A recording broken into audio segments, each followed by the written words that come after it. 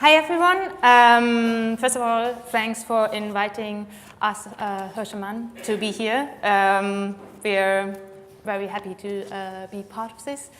My name is Katrin Baumgarten, and as you heard, I'm a senior interaction designer, and I work for Hirschemann. And Hirschemann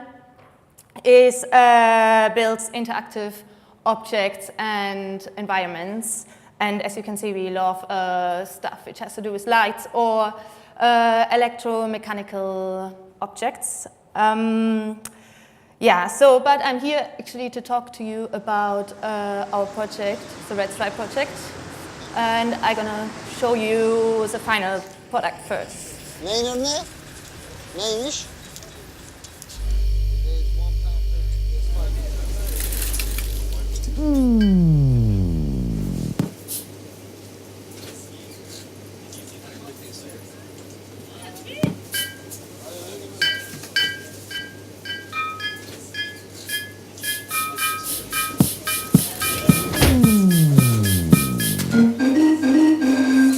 Testing 1, 2.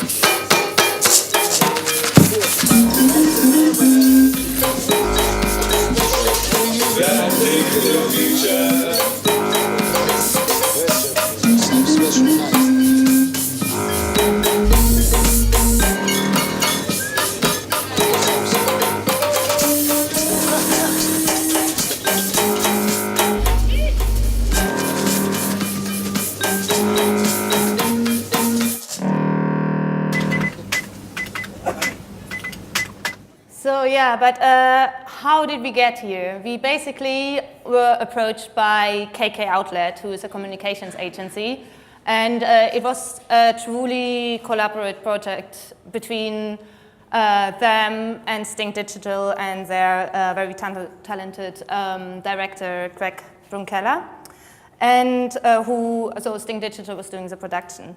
And what was our brief? Our brief was basically turning an ordinary-looking East London corner shop into a musical instrument that plays itself whenever anyone picks up a red stripe.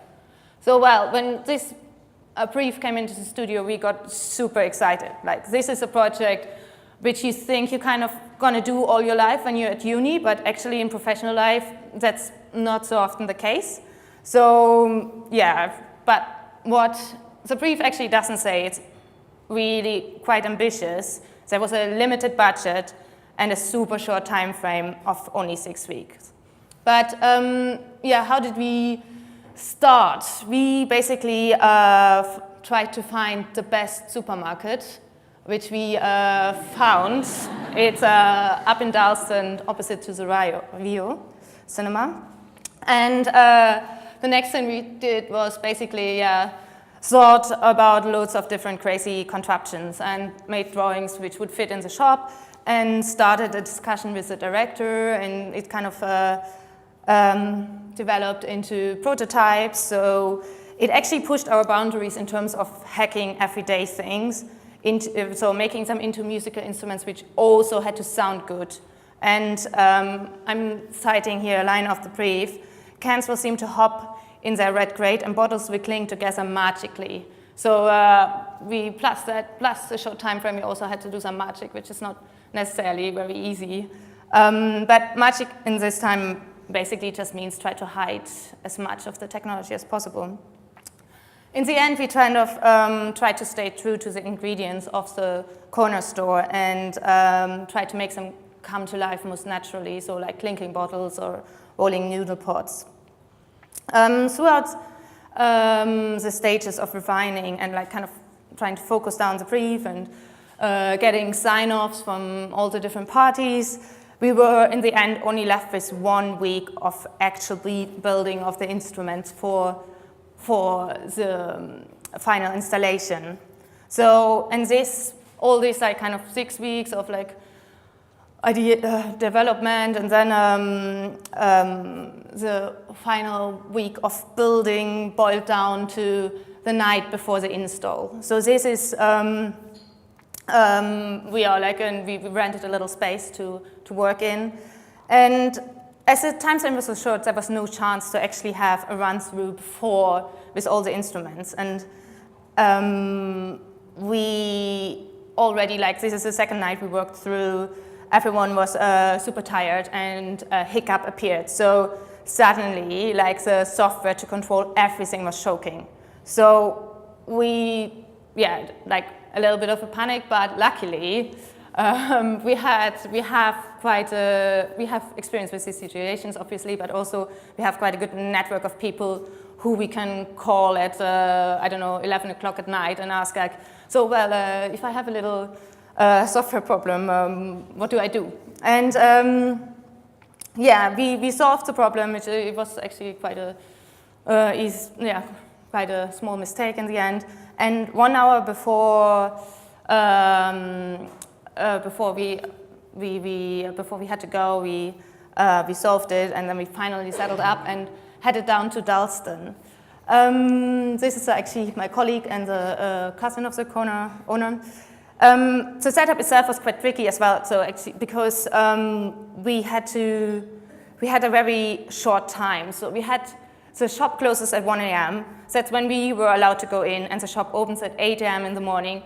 That's when everything had to be done and set up. But then there was also a good side, actually, a really funny side. So it was a little bit like a child come true, because we were allowed to like take products from the shelves, so to eat, etc., like a land of milk and honey, or for us then more like Red Bull and weird Turkish chocolate bars. But yeah, this is inside the shop, the layout of the components. It consists of like 12 meters of LED strips, 10 hidden cameras, and like these are actually only like all the instruments, and they all had to be connected, which sorted into quite difficult wiring task, and of 750 meters of cable. So in this tiny shop, we had to like even empty out shelves to hide all the wiring and thread it all down to the end. And then we also didn't really have a lot of space, because actually we didn't think about all the vegetable cartons, which are normally outside the shop, suddenly inside. So we had to kind of climb through there and work with it. So the project was supposed to come alive at 8, like I said. And this is like this picture shot shortly after 8. As you can see, I'm not very hopeful about this box to be moving. But luckily, we had actually a really, really good team, and made everything run shortly after. Then all the people, like the production people and us, were hiding in 2 little storage rooms in the back. And this was my point of view inside the shop. It was a little camera which was hidden inside the fridge, which was loaded with red stripe cans. And we couldn't have, unfortunately, we couldn't have an interactive trigger for the installation to start, because there's the problem of a child being inside the shop when the experience starts, for obvious issues, like we are still celebrating a beer brand here, so there are a lot of legal issues around having it run with a child inside. So the trigger was a spacebar on the computer when I saw someone would take a red stripe can, which, like, with sleep deprivation and all the tension of messing it up, was quite an adrenaline rush. Yeah. So this is just quickly I can show you, these are the instruments inside the store.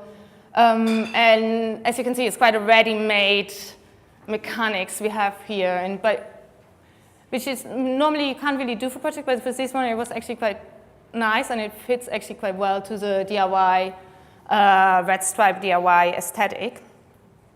Yeah, so this is like how the bottle top trumpets look from the back, so they were connected to an air compressor. You can see much more pictures of the instruments on our website or on our collaborators' website.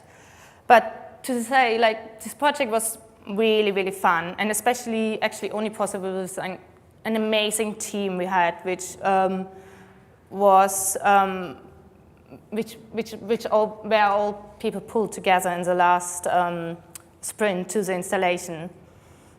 And also really actually exciting because of the inability to predict the reactions of real people in the shop and having a real experience.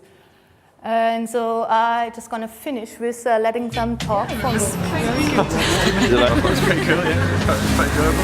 It's like some kind of ghetto theme park. So clever. Like I was in one of those weird TV shows where you get like punk. It's crazy. It's crazy. I just love it. I took like 1,000 videos. Thank you.